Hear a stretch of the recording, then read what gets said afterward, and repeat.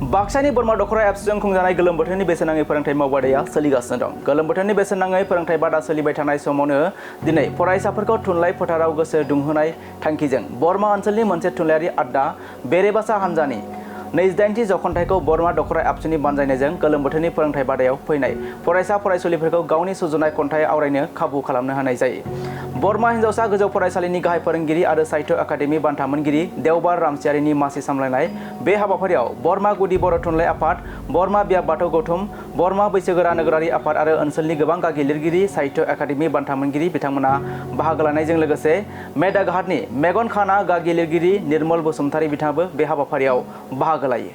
जोंहा दुलाराय बर' फरायसा आफादनि जा गुन गोनां सोलोंथाइनि मावथांखि बेबायदि बे लेखायै जिल्लानि बिथोन बादियै बरमा दखरा एप्सआ थांनाय 3 जुलाइनिफ्राय गोलोम बोथोरनि जा सोलोंथाइ बादा बे लादों।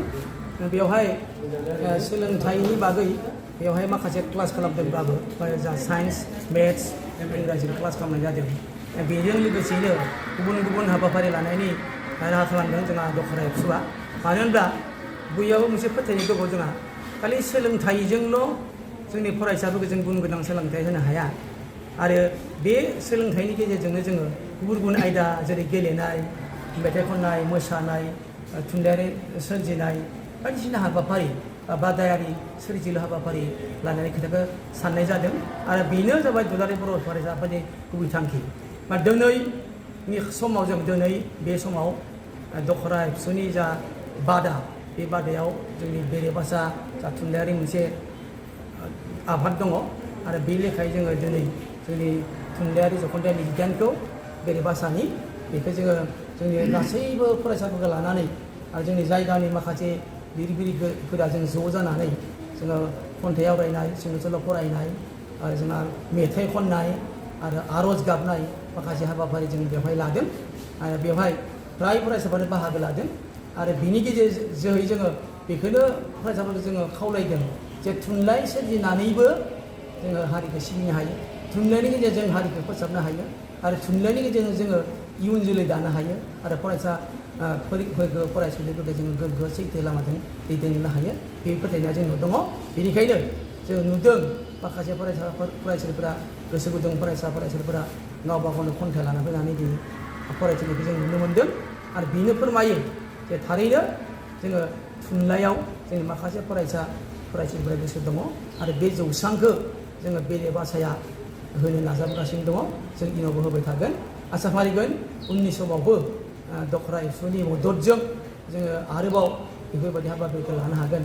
बेबायदिनो जोङो आसा फारिनानै जोंनि फरायसाफोरनि अराय इयुन मोजांखौ जोङो जोंनि बेरेबासा फोलेरनिफ्राय हामलायनाय जासिहरबाय। आङो बे बरमा हालामाव बेरेबासा होननाय मोनसे थुनलाइयारि गौथुम दङ। बे बाथ्राखौ गोदो मिथिदोंब्लाबो सानसेबो आं फैफेराखैमोन। दिनै आंखौ बिथां देवबार रामसियारि सारा लिंबोनायलाय आं फैबाय। फैना ओरैबायदि मोजां मोनदों, ओरैबायदि गोजोननाय मोनदों।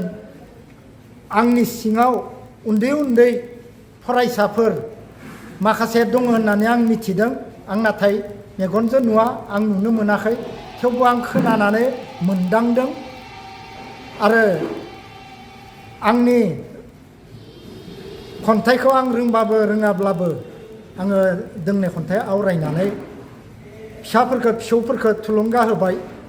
आंनि थुलुंगा होनाया थुलुंगा जादों ना जायाखै आं बेखौबो मिथिया। आङो बेखिनिखौनो बुंनानै आंनि बुंनायखौ फोजोबथ'बाय। गोजोन्थों।